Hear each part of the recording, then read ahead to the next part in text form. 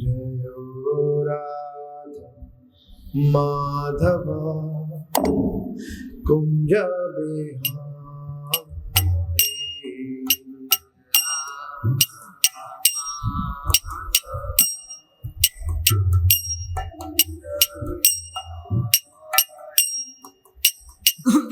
गोपी जनवल्लभ गिरिवरधारी।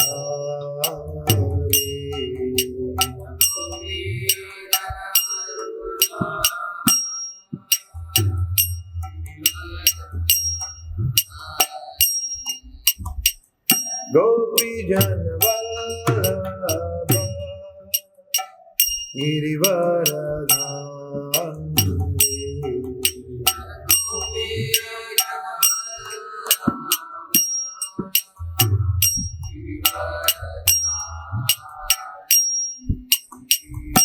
यशोदनंदन व्रज जनरंजना।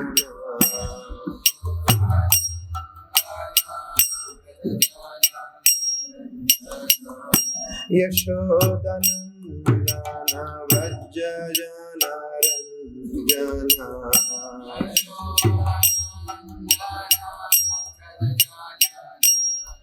यमुना तीरा वनचारी।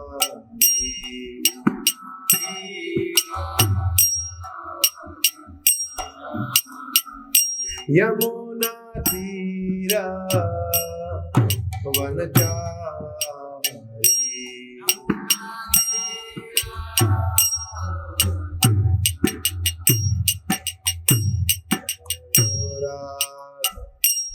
माधव कुंज बिहारी।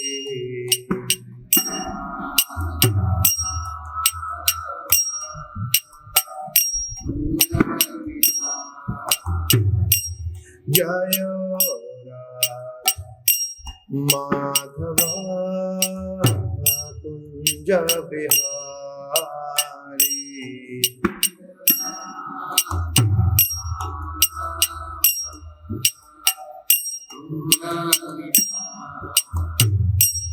हरे Krishna Krishna Krishna Krishna Hare Hare Hare Ram Ram Ram Ram Hare Hare.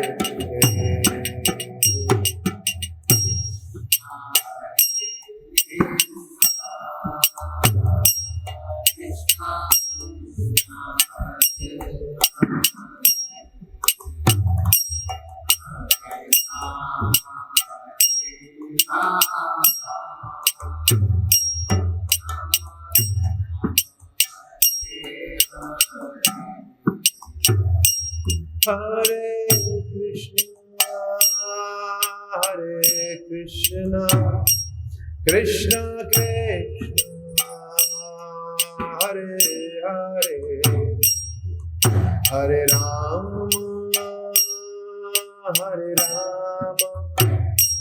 Ram Ram Hare Hare.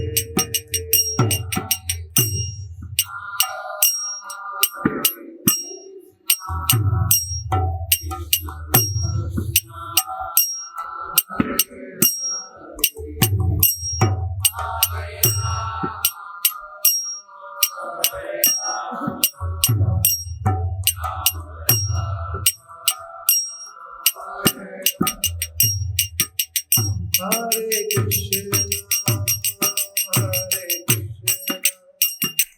Krishna Krishna, Hare Hare, Hare Rama, Rama Rama, Hare Hare.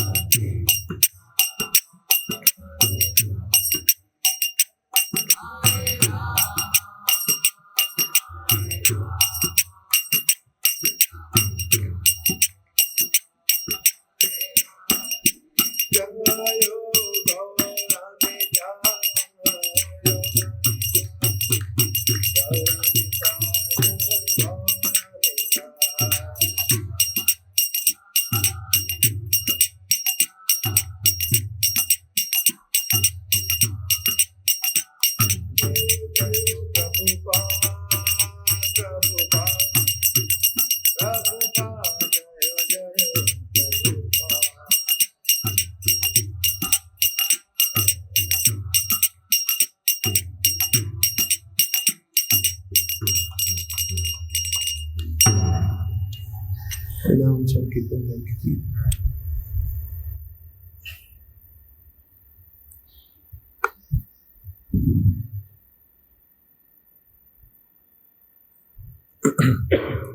ओम नमो भगवते वासुदेवाय। ओम नमो भगवते वासुदेवाय। ओम नमो भगवते वासुदेवाय।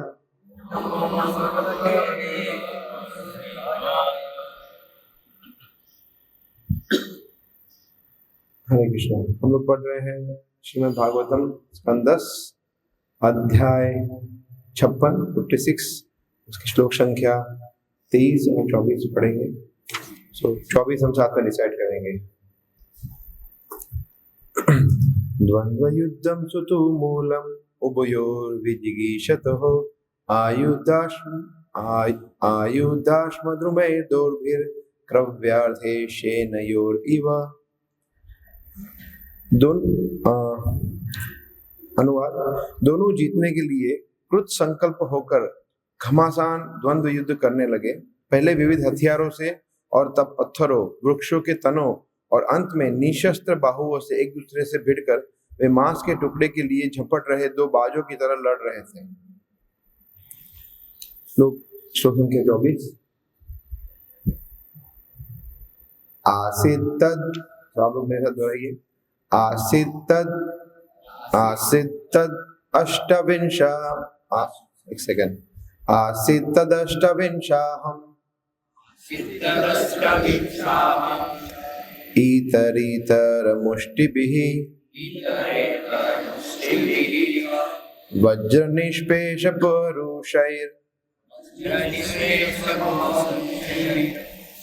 अविश्रामम् अहर्निशम्।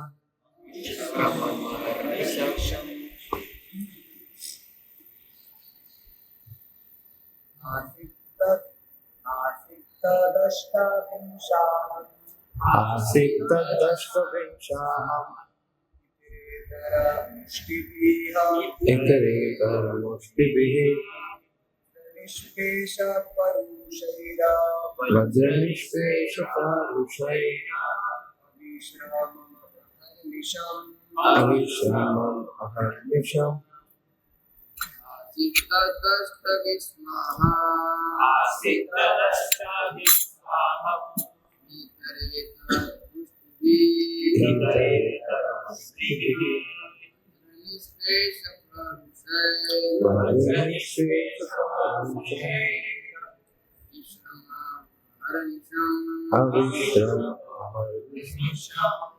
माता जी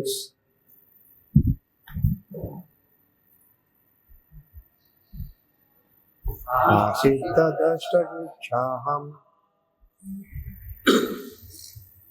इतरेतरमुष्टिभिः वज्रनिष्पेषपरुषैः अविश्रामम् अहर्निशम्। आसित आसित था तत् वह अष्टाविंश 28 अहम दिन इतर इतर एक दूसरे से मुष्टि भी मुक्कों से वज्र बिजली के निष्पेष प्रहारों की तरह परुषैहि कठोर अविश्रमम बिना रुके अहर्निशम अहर्निश दिन रात।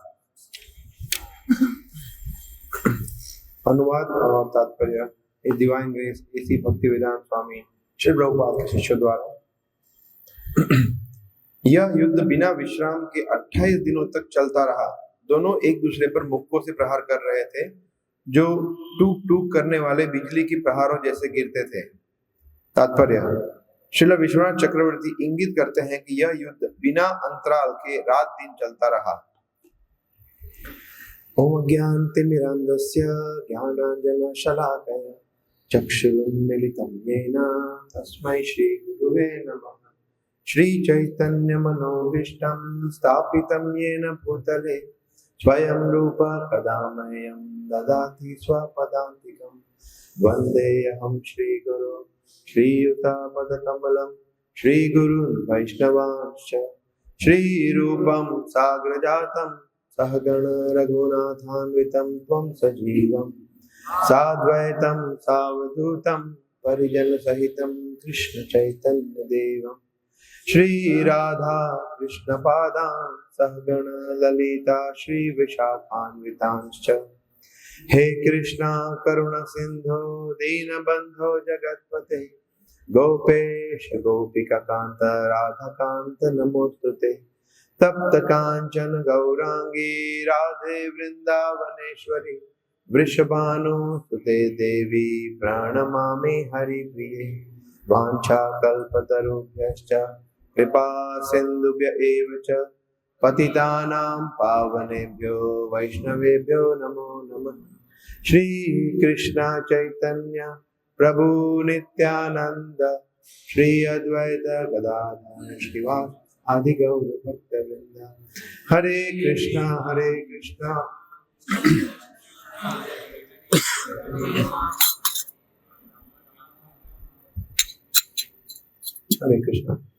हम लोग ये 10वें स्कंद से भी पढ़ रहे हैं, जिसमें ये चैप्टर में श्यामंतक मणि की कथा आती है। तो इसके पहले के चैप्टर्स थे, उसमें मतलब द्वारका लीला पूरा चल रहा है, जिसमें भगवान और रुक्मिणी देवी का विवाह संपन्न हुआ। और फिर उसके बाद एक अलग स्टोरी आती है प्रद्युम्न की, जिस तरह से हमने देखा था लास्ट वीक, जिस तरह से वो प्रद्युम्न किडनैप होते हैं और फिर वापस रुक्मिणी देवी को प्राप्त होते हैं। और फिर उसके बाद ये कथा आती है। इस श्यामंतक मणि की कथा में सुखदेव गोस्वामी बताते हैं, एक फर्स्ट श्लोक में एक सेंटेंस में बता रहे हैं कि इस तरह से श्यामंतक मणि जो था वो पहले दिया नहीं, सत्यजीत था उसने, और फिर बाद में दिया और उसके साथ साथ अपनी पुत्री भी दी। इस तरह से फिर परीक्षित महाराज प्रश्न पूछते हैं कि ऐसा कैसे हुआ, फिर वो डिटेल में स्टोरी बताते हैं। तो श्यामंतक मणि बैकग्राउंड आप लोगों ने देखा होगा कुछ पिछले श्लोकों में कि सूर्यदेव ने वरदान दिया था सत्यजीत को, और विशेष था एकदम, क्योंकि स्पेशली 2 वरदान थे कि ये जिसके पास रहेगा उसको मतलब it was like a Parasmani touch stone.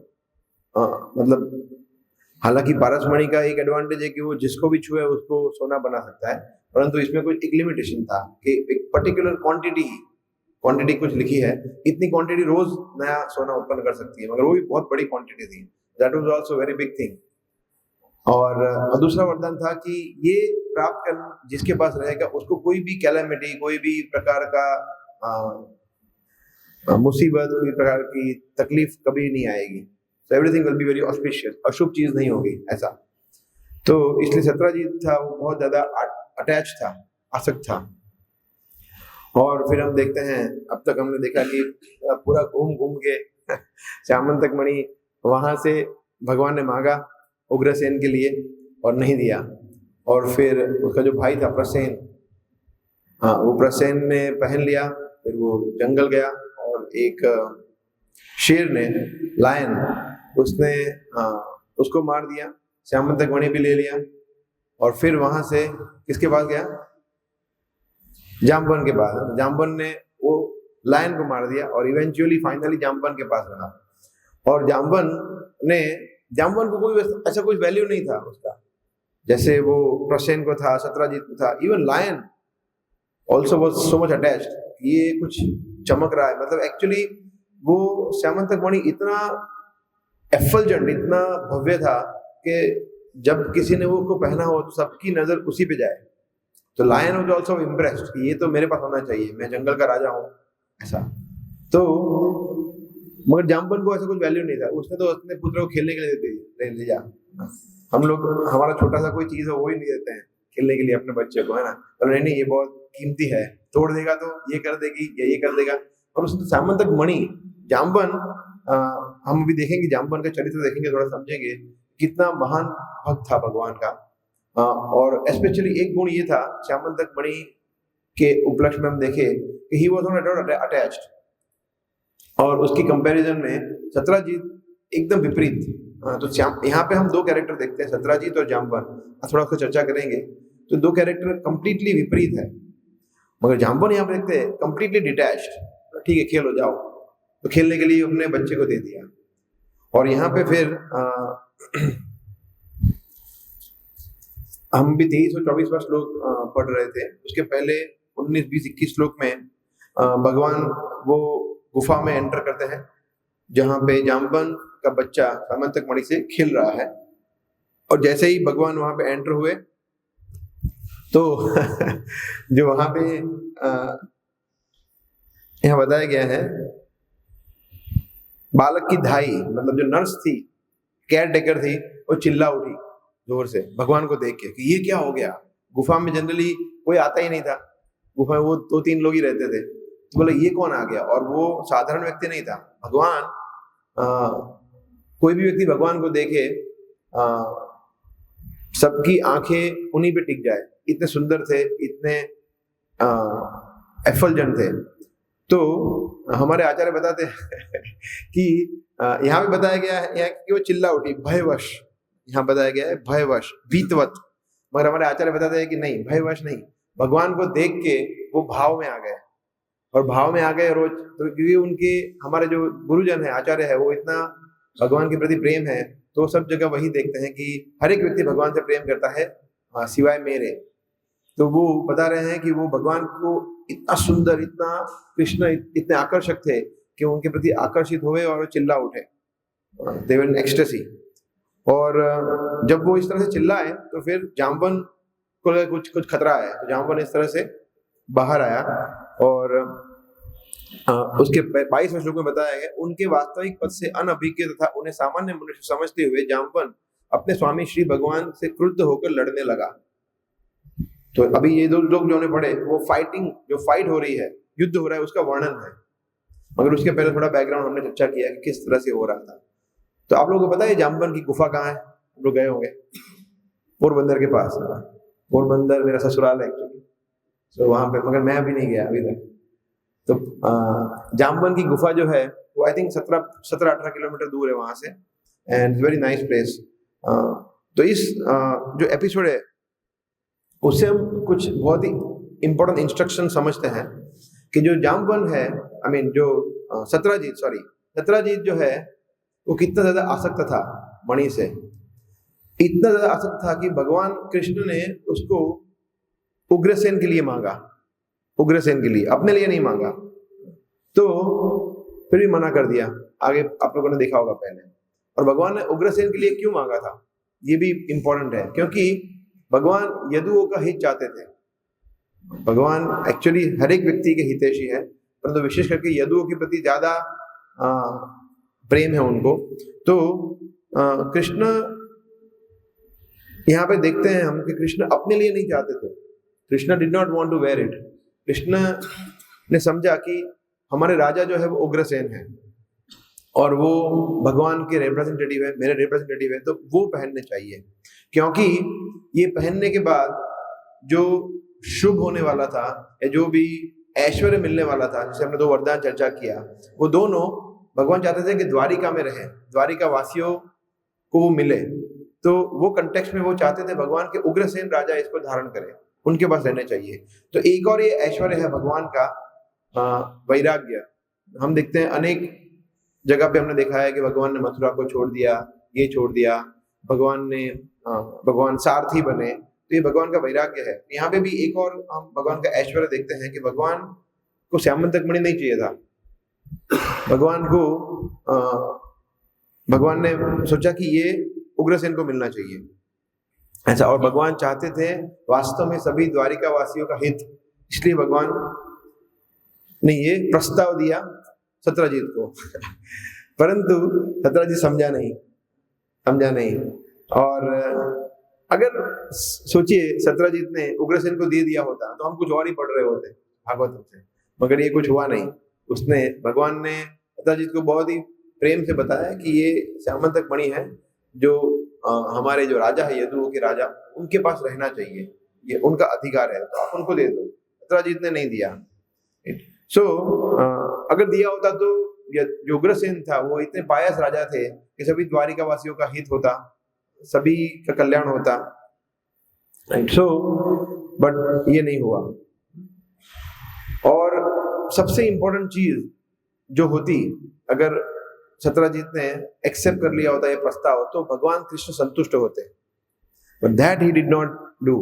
वो नहीं किया, उग्रसेन को नहीं दिया वो तो अलग बात है, परंतु कृष्ण ने कुछ कहा और उनकी इच्छा पूरी नहीं की, ये बड़ा अपराध हो गया सत्यजीत से कि भगवान को संतुष्ट नहीं किया। भगवान ने बोला होता कि ये मणि फेंक दो तो फेंक देते हैं, भगवान ने बोला इसको दे दो तो उसको दे दो। कृष्ण जो भी इच्छा करते हैं उसके विपरीत कार्य किया सत्यजीत ने, दैट वाज हिज ऑफेंस, वो अपराध था। राइट। सो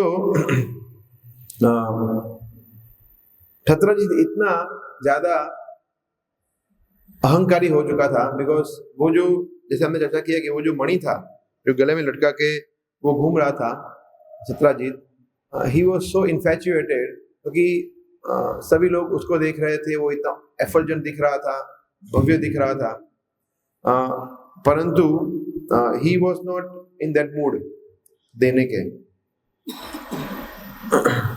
एक्चुअली भगवान है वो सत्यजीत का भी हित चाहते थे।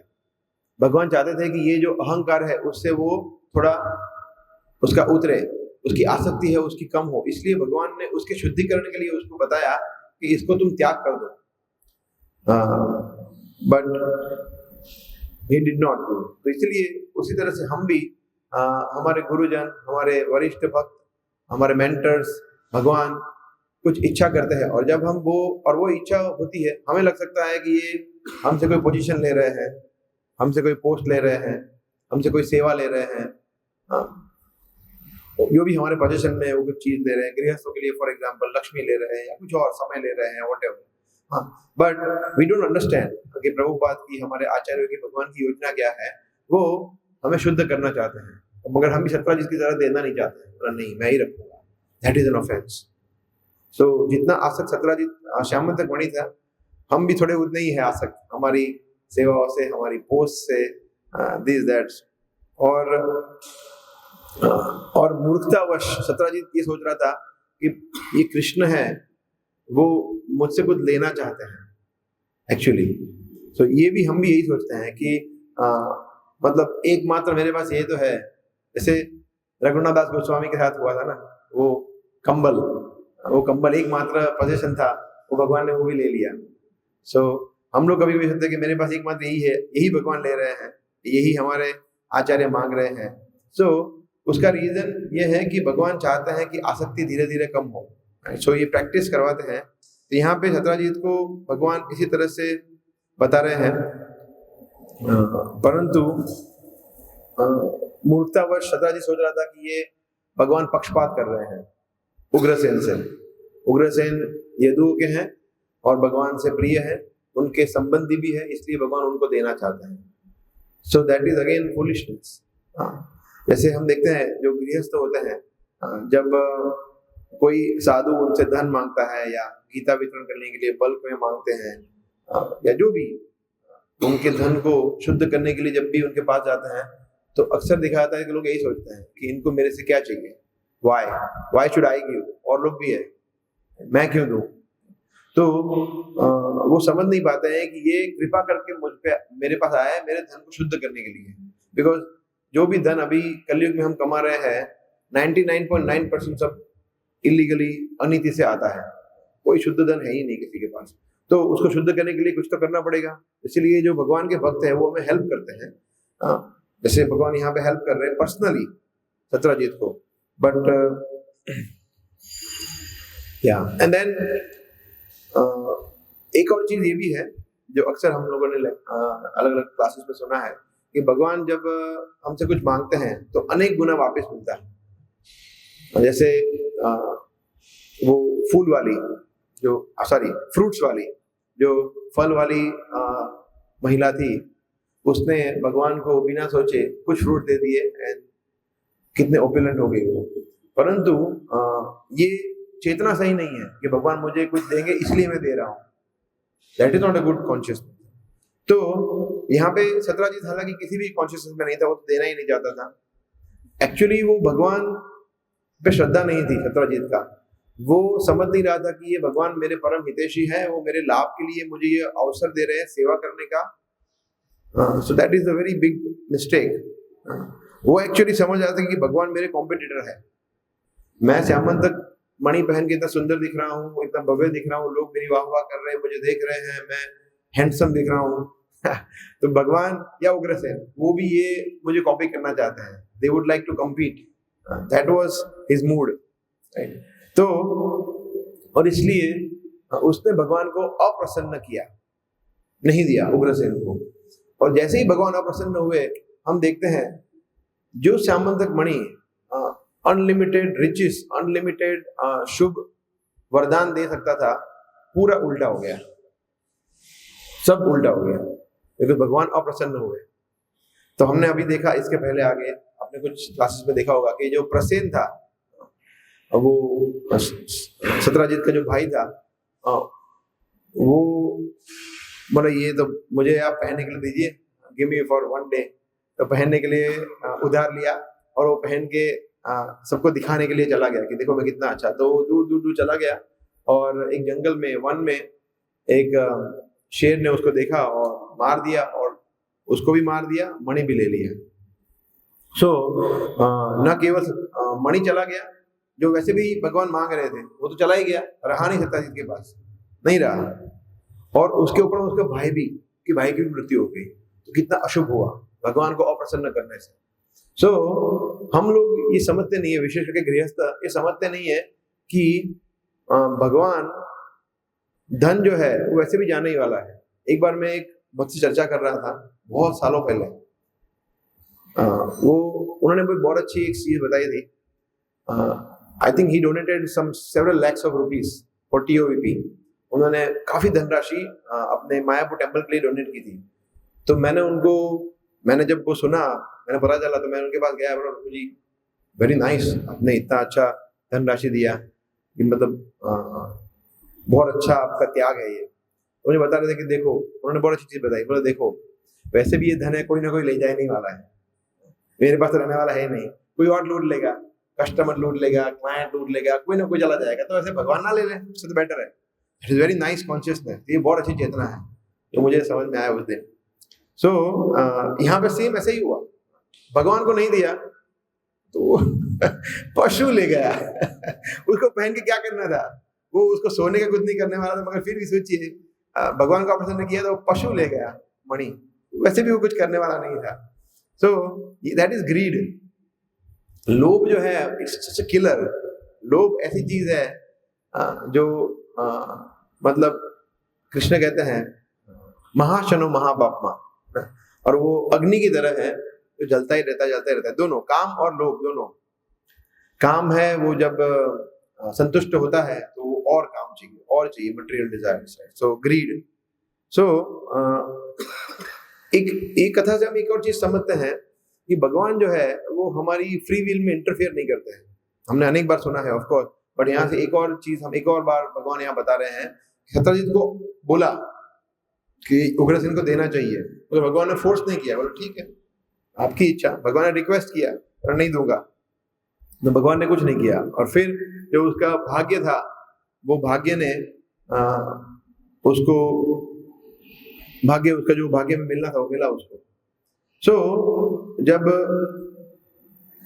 हमें जो मिला है उसको हम भगवान की सेवा में नहीं जोड़ते और हमारी फ्री विल का मिसयूज करते हैं, तो सत्यजीत के साथ हुआ वो हमारे साथ होता है। इन द सेंस हमारा ऐश्वर्य चला जाता है, हमारे साथ अशुभ ही अशुभ होता है, बिकॉज हम भगवान की जो योजना है उसके साथ हम मेल नहीं खाते हैं। सो और विशेष करके ये जो लोभ है, एक्चुअली लोभ नहीं, जो भी ऐश्वर्य भगवान के पास है, वो ऐश्वर्य जब हमारे पास थोड़े बहुत मात्रा में आते हैं और वो जब हम उसको इंडिपेंडेंटली यूज करने का प्रयास करते हैं तो बहुत ही ज्यादा खतरनाक हो जाता है। जैसे ऐश्वर्य है, जैसे जैसे कुंती महारानी कहते हैं, जन्म ऐश्वर्य सुत श्री, बर्थ, बहुत अच्छा बर्थ मिलना, इन द सेंस ऐश्वर्य मिलना, या फिर नॉलेज, या फिर ब्यूटी, या जो भी है। तो जैसे ज्ञान, फॉर एग्जाम्पल, अगर व्यक्ति के पास अच्छा ज्ञान है तो रिस्क ये है कि बहुत ज्यादा अहंकारी हो सकता है और अपना खुद का दुकान चालू कर सकता है ना। बड़ा संस्था में रहना नहीं है, अपना खुद का करेंगे, मेरे खुद का फॉलोअर बनाऊंगा, मैं खुद गुरु बनूंगा, मेरे खुद के शिष्य होंगे, मेरी खुद की संस्था होगी, यस, इंडिपेंडेंट। या फिर धन होने के साथ फिर ऐसा कर सकता है व्यक्ति, जैसे अभी यहाँ पे देखा तो जैसे वो उदाहरण है, it is like a fire, काम है और लोभ है, वो फायर की तरह, अग्नि की तरह है।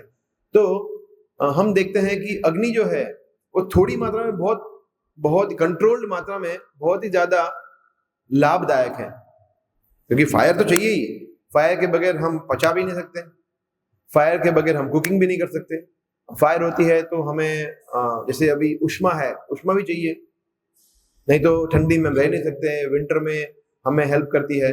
So fire is so important, अग्नि बहुत ज्यादा इंपॉर्टेंट है। मगर अग्नि की मात्रा ज्यादा होगी, अनकंट्रोल हो गई तो सब कुछ भस्म हो जाएगा।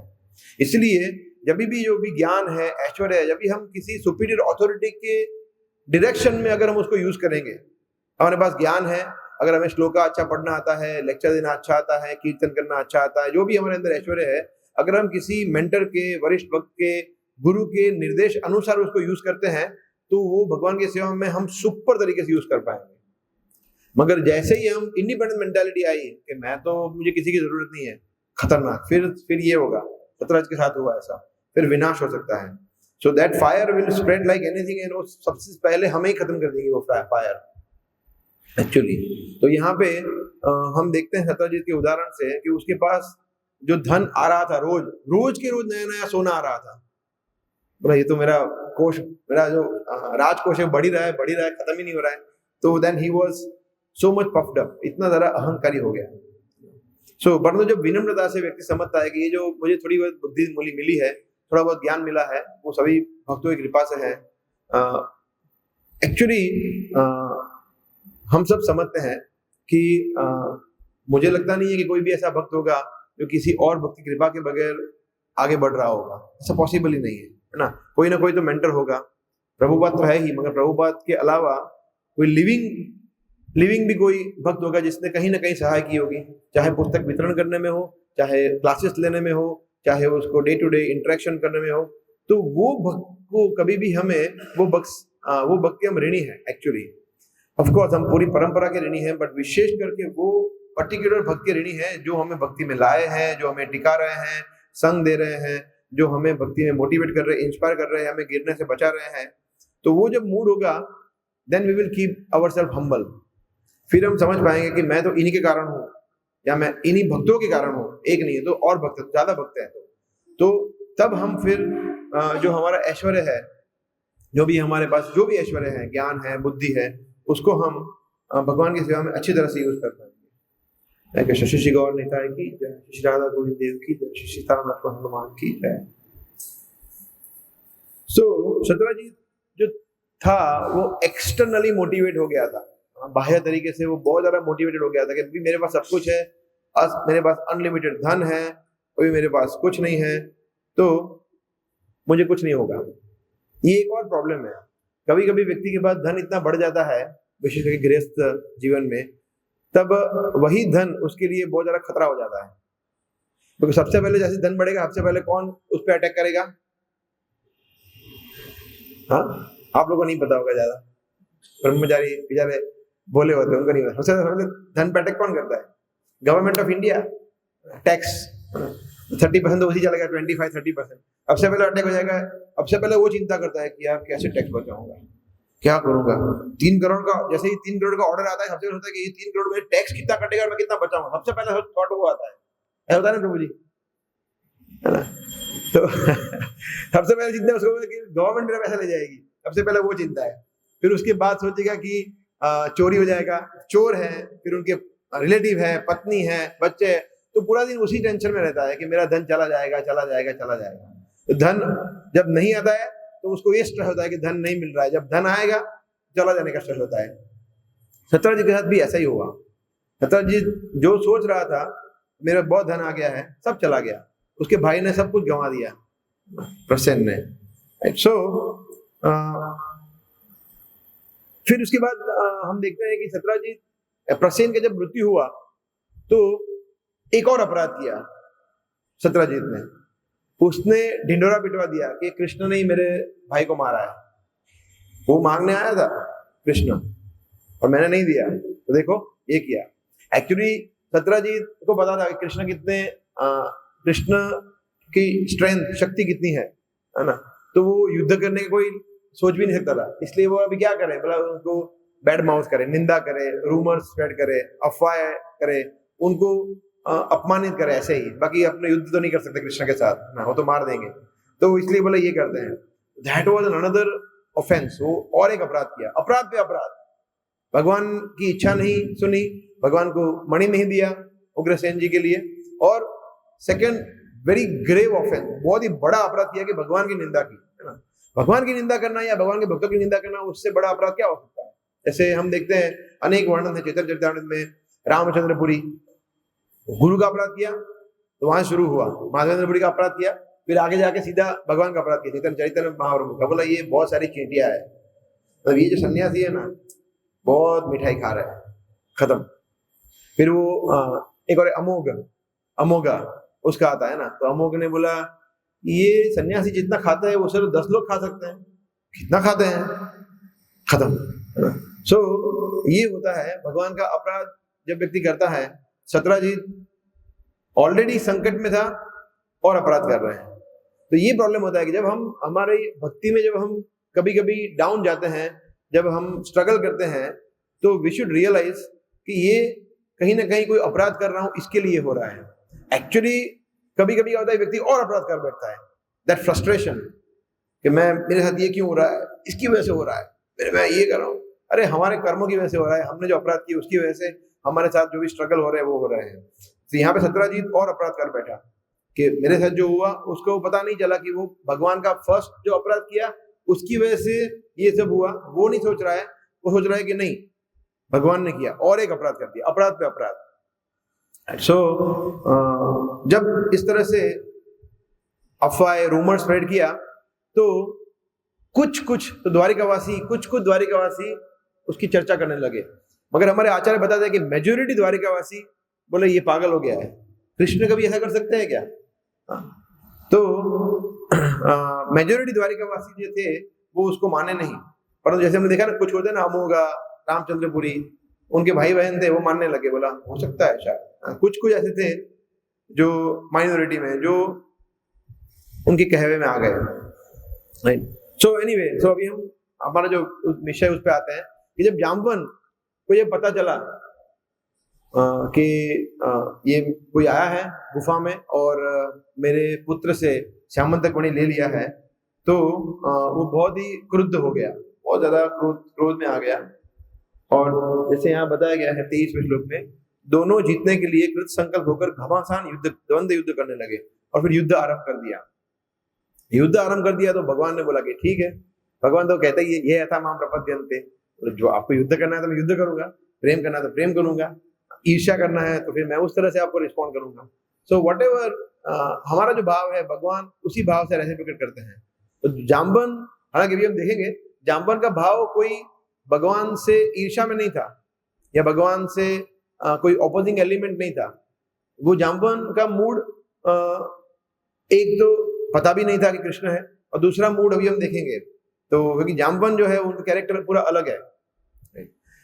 तो बट जो फाइट था दैट वाज सो इंटेंस, इतना सीरियस फाइट शायद ही कभी कोई द्वंद्व युद्ध ऐसा हुआ होगा जाम्बवन और कृष्ण के बीच में हुआ था। तो यहाँ बताया गया है, यहाँ बताया पहले तो क्या है, हथियारों से। Can we have translation? पहले बताया हथियारों से, हथियारों से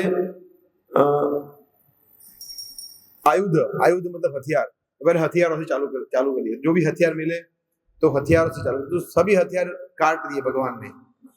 फिर बोला अभी हथियार तो खत्म हो गए, फिर क्या लिखे, अश्म, वहां पे गुफा में पत्थर से पत्थर मारने लगा, बोला जो आया वो मारते हैं, पत्थर मारने लगा तो पत्थर से युद्ध करने लगा। फिर पत्थर से भी कुछ हुआ नहीं, फिर क्या किया, द्रुमे, वृक्ष के वृक्ष उखाड़ने लगा जामवन, बोला वृक्ष फेंकता हूँ, because Jambavan is a bear है ना, तो वृक्ष के वृक्ष उखाड़ के फेंकने लगा भगवान के ऊपर। तो भगवान को पुष्प वर्षा हो ऐसा लग रहा होगा कि बोला ठीक है मेरे पे अभिषेक कर रहा है, पुष्प वर्षा कर रही है, तो वृक्ष। और फिर लास्ट में बताया गया है दुर्भी अपने बाहुओं से, फिर बोला अभी कुछ बचा नहीं है, बोला मुष्टि से प्रहार कर दो। और actually Jamvan was very powerful, very very powerful, बहुत ज्यादा शक्तिशाली था। तो फिर लास्ट में द्वंद्व युद्ध हो गया, मतलब अपने मुष्टि से प्रहार करने लगे दोनों एक दूसरे के ऊपर। तो यहाँ बताया गया है, नेक्स्ट लुक बताया 24 में बताया अष्टविंश, अष्टविंश मतलब विंश मतलब 20, अष्ट मतलब 8, 8 plus 20, 28 days. Can you imagine, 28 दिन तक युद्ध चलता रहा, 28 दिन तक। जनरली हम देखते हैं जब युद्ध होता है, जैसे महाभारत का युद्ध था, रामायण का युद्ध था, उसमें क्या होता है, युद्ध होता है सूर्योदय से सूर्यास्त, फिर सूर्यास्त हो जाए फिर बोला ओके युद्ध विराम, जाओ आप लोग रेस्ट करो, एनर्जी को रीगेन करो, खाना बना खाओ। कभी कभी वो दूसरे शिविर में जाते थे हाल चाल पूछने के लिए कि आपके सब सैनिक ठीक है, आज आप क्या लाए, आप डिनर में क्या बनाया है, हम भी आपके साथ थोड़ा शेयर करेंगे। तो थोड़ा लाइटर नोट पे वो लोग एक्सचेंज करते थे शिविर अपने एक दूसरे को, मगर यहाँ पे ऐसा कुछ नहीं था, नॉन स्टॉप। और यहाँ पे विश्वनाथ चक्रवर्ती ठाकुर बता रहे हैं तात्पर्य में, ये युद्ध बिना अंतराल के रात दिन चलता रहा। और एक्चुअली देखा यहाँ लिखा है ना अहर्निश, लास्ट शब्द अहर्निशम, अह मतलब दिन, निश मतलब रात, तो दिन रात चलता रहा नॉन स्टॉप। तो जी क्या शक्ति होगी, कृष्ण तो कर सकते हैं, कृष्ण तो अनंत काल तक कर सकते हैं, उनका कोई हम सरप्राइज नहीं है। बट जामवन 28 दिन तक भगवान से इतना जबरदस्त युद्ध करता रहा, सोचिए क्या स्ट्रेंथ होगी जामवन की। फिर भी वो थका नहीं था जामवन, है ना।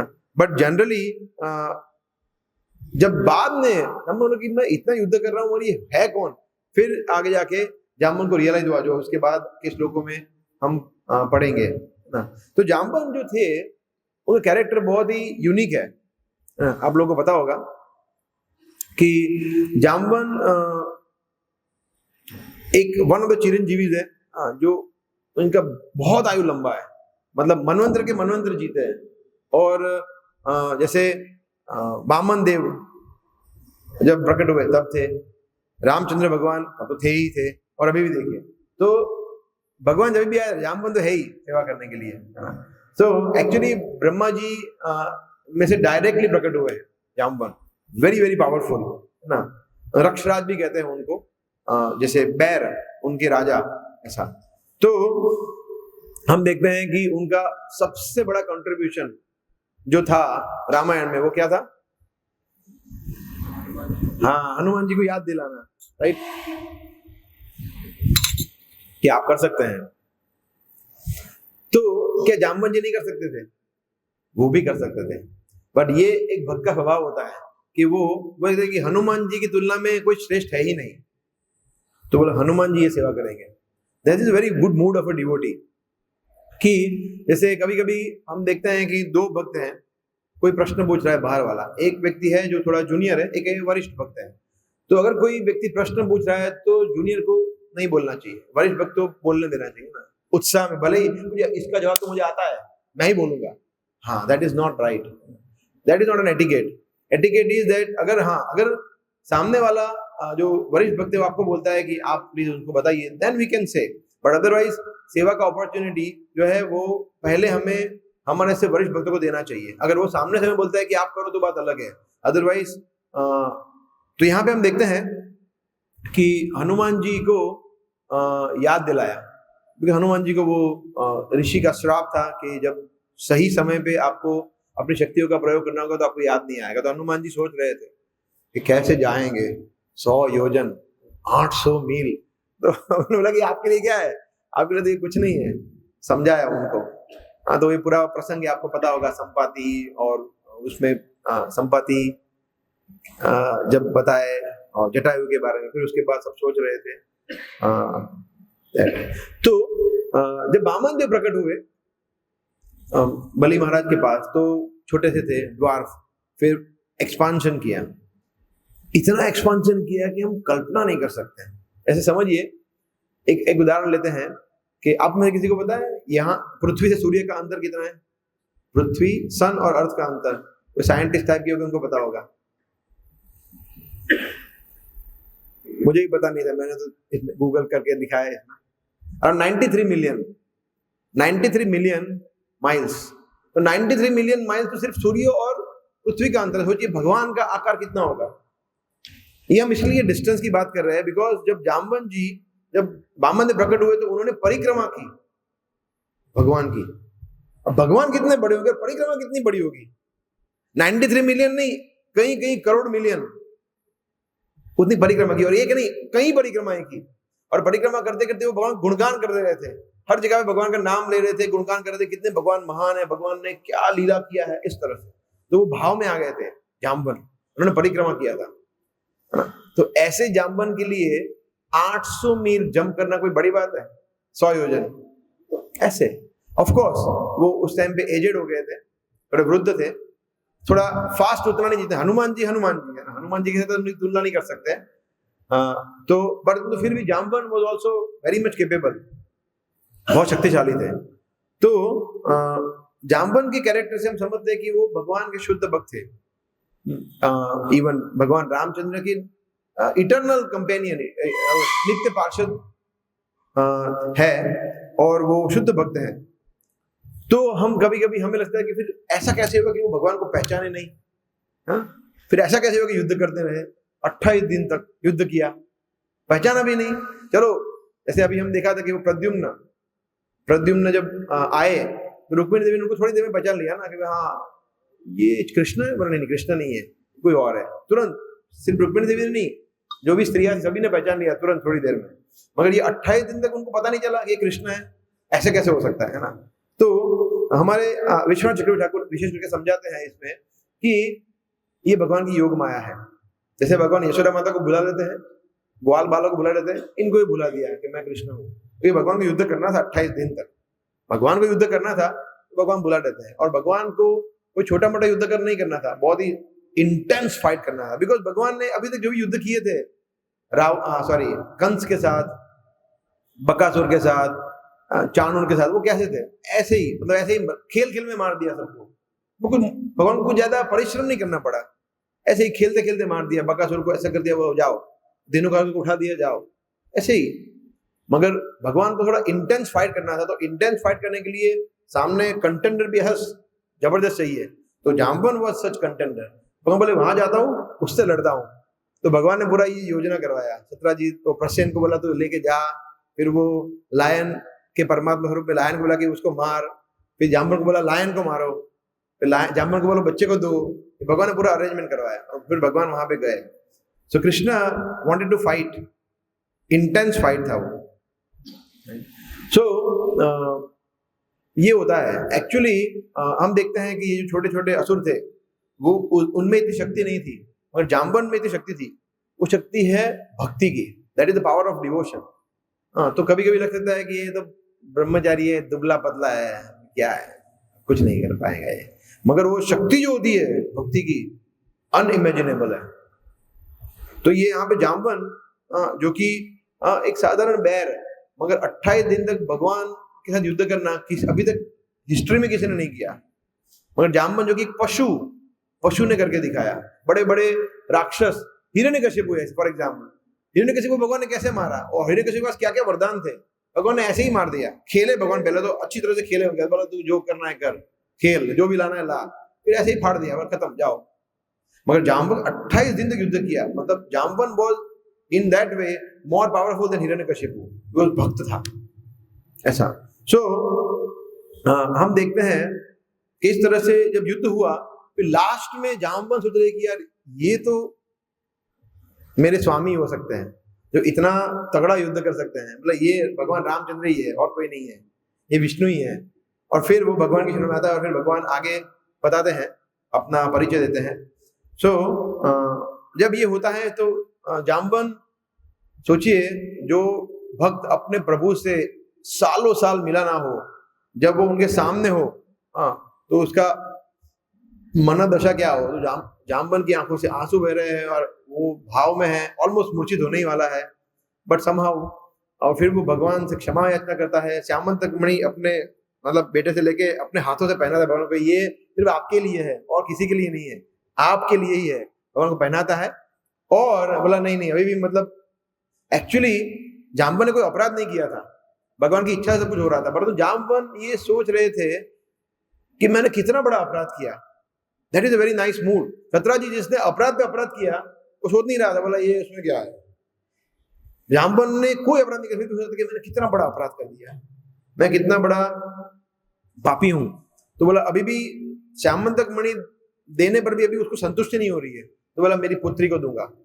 तो प्राण से भी प्रिय पुत्री जाम्बवती, और ये भी मैं आपको देना चाहता हूं, आप इसको स्वीकार करिए, उसका कल्याण करिए। सो दैट इज, तो ये इससे भी सीख सकते हैं, लर्निंग इससे सीखते हैं कि हमारे पास हमेशा दो विकल्प होते हैं, सत्राजित बनने का, जाम्बवन बनने का। We always have two opportunities. कि सत्रह दोनों देखिए दोनों को मणि देना पड़ा और दोनों ने पुत्री भी दी। ऐसा नहीं है कि एक ने दी एक ने, दोनों ने सेम, सब कुछ सेम किया, परंतु मूड पूरा अलग था। उसने उसको देना पड़ा सत्राजित को, और यहाँ पे बहुत ही प्रेम से भावपूर्ण भगवान के चरणों में गिरकर रोते हुए, अश्रुधारा बहाते हुए भगवान को दिया, एक प्रेम से, भाव से। तो ये फर्क है। तो इसलिए भगवान की सेवा तो करनी ही है ना। अभी सामने लोग प्रभु जी वो कर दो अपना, ठीक है करना पड़ेगा, अभी सेवा सफाई करना है, करना पड़ेगा। तो वो सत्राजित का मूड है, कंपेल कर रहे हैं, पुस्तक वितरण हो या कोई भी हो, परंतु प्रेम से भगवान के प्रति भाव से अगर हम जब सेवा कर रहे हैं, that is very nice, that is Jambavan's mood. Similarly जो गृहस्थ है उनके लिए भी ये है कि जब अपना धन जो है, hard earn money, sweet money, जब भगवान की सेवा में जबरदस्ती देते हैं तो वो कोई, भगवान को उसमें आनंद नहीं आता है। मगर प्रेम से देते हैं, भले ही कितना भी अमाउंट हो, भगवान को वो चाहिए। कभी कभी हम देखते हैं कि गृहस्थ कभी कभी कुछ डोनेशन दे देते हैं, मगर उनका मूड नहीं होता डोनेशन देने का। देने के बाद होता है कि बहुत ज्यादा दे दिया इस बार जन्माष्टमी पे, लास्ट टाइम कम दिया था, क्या करें, ठीक है अभी चला गया तो चला गया। तो ये तो फिर देने का कोई मतलब ही नहीं है। So that is like Satrajit. Jambavan के कैरेक्टर से हम समझते हैं, राइट। और एक और चीज जो मैं सोच रहा था कि सत्राजित इवेंचुअली तो उसने भी शरण ग्रहण की, ऐसा नहीं, उसने भी इवेंचुअली माफी भी मांगी है। मैं पढ़ रहा था, उसने क्षमा भी मांगी है भगवान से कि मैंने अपराध कर दिया। तो ये भी एक चीज जो है वो पहले के जमाने में होता था, पहले के युगों में होता था। कितना भी व्यक्ति पाप कर्म करे, असुर हो, उसको जब रियलाइज हो तो 100% हृदय परिवर्तन हो के वो फिर भगवान की शरण में आता था। अभी कलयुग में इतना डिग्रेडेशन हो गया है कि व्यक्ति बोला कुछ भी हो जाए, सबकी शरण में जाऊंगा सिवाय कृष्ण की, ऐसा है। इतना ईगो, इतना अहंकार इतना बढ़ गया है, उसको पता है मैं गलत हूं, फिर भी बोला कि नहीं मैं ही सही हूँ। उसको अंदर से सब कुछ पता है कि मैं गलत कर रहा हूँ। देन ऑल्सो सत्राजित से फाइनली जो भी किया, मगर फाइनली सरेंडर तो किया भगवान को, तो भगवान क्षमा कर देते हैं। बिकॉज भगवान हमारी अगर सही में पश्चाताप कर रहा है व्यक्ति, भले उसने 50 पाप किए, 50 लाख पाप किए हैं, मगर सही में वो व्यक्ति दुखी है या पश्चाताप कर रहा है और बाद में पाप नहीं करने का प्रॉमिस कर रहा है, तो कृष्ण एक्सेप्ट कर लेते हैं, गुरु भी एक्सेप्ट कर लेते हैं। ये हमने सुना भी है अनेक क्लासेस में। और जाम्बवन से एक और चीज हम समझते हैं कि जाम्बवन ने क्या सेवा की। देखिए, एक सेवा होता है भगवान की पूजा करना, भगवान की गुणगान करना, कीर्तन करना, भगवान के लिए कोई प्रचार कार्य करना, ये तो बहुत अच्छी सेवा है, भगवान को पसंद होता है। एक सेवा होता है भगवान से फाइट करना। तो इसमें क्या मजा है? ये तो मतलब सीमिंगली दिखा है तो अच्छी सेवा नहीं है ना। भगवान से युद्ध करना मतलब ये तो नेगेटिव एलिमेंट है। मगर जाम्बवन ने बोला ठीक है, भगवान आपको अगर मुझसे ये सेवा करवाना तो मैं सेवा करने के लिए भी रेडी हूँ। That is a very nice mood. जैसे जय विजय कोई आनंद नहीं आ रहा था भगवान से युद्ध करके 3 जन्म, मगर भगवान की सेवा करनी थी तो इसलिए उन्होंने ये स्वीकार किया। अच्छा, सो 28 दिन तक योग माया से आवृत होकर भगवान से युद्ध करना, तो जाम्बन ने बहुत अच्छी सेवा की ये भी। परंतु जैसे ही जाम्बन समझ गए, जाम्बन को वो श्लोक याद आ गया है ना, भोक्तारम यज्ञतपसाम सर्वलोकम महेश्वरम, तो यही है, सभी लोगों के स्वामी यही है और मेरे सबसे अच्छे फ्रेंड भी यही है, और सब कुछ ये सामंतक मणि के भोक्ता यही है, सब कुछ याद आ गया उनको। 5 वेद का लास्ट श्लोक बोला यही है, उनको दे देते हैं। That was Jamban's realisation at the end. So Satyajit और जाम्बन में हम ये समझते हैं कि भगवान, एक और चीज सत्यजीत से हम जाम्बन से समझते हैं कि एक चीज होता है थियोरी, एक होता है प्रैक्टिस। हमें पता तो होता ही है कि भगवान सबके नियंता है, सब कंट्रोलर है, सबके स्वामी है, सब कुछ देख रहे हैं, सब कुछ, परंतु उसका रियलाइजेशन बहुत ज्यादा इंपॉर्टेंट है, ताकि हम समझे कि मेरे हाथ में सिचुएशन नहीं है, कंट्रोल मेरे हाथ में नहीं है, भगवान सबके स्वामी है। सभी आश्रमों के लिए, सभी के लिए ये बहुत ज्यादा महत्वपूर्ण है। तो जाम्बन ने करके दिखाया। जाम्बन ने सिर्फ ऐसा नहीं किया कि ठीक है, यस ये मेरे प्रभु है, सामंतक मणि भी दिया, अपनी पुत्री भी दी, प्रार्थनाएं की। So when we also realise that Krishna is supreme controller, proprietor, enjoyer and so forth, तब हम भगवान की सेवा में जब जुड़ते हैं, then we follow Shri Jamban. ठीक है, हरे कृष्णा। सो बहुत सारे वरिष्ठ लोग बैठे हैं, तो कुछ क्षमा कर देना, कुछ त्रुटि हुई हो तो, और कुछ पॉइंट ऐड करना चाहते हैं तो। ठीक है, थैंक यू वेरी मच। हरे कृष्णा। ग्रंथकार श्रीमद् भागवतम की, श्री प्रभुपाद की।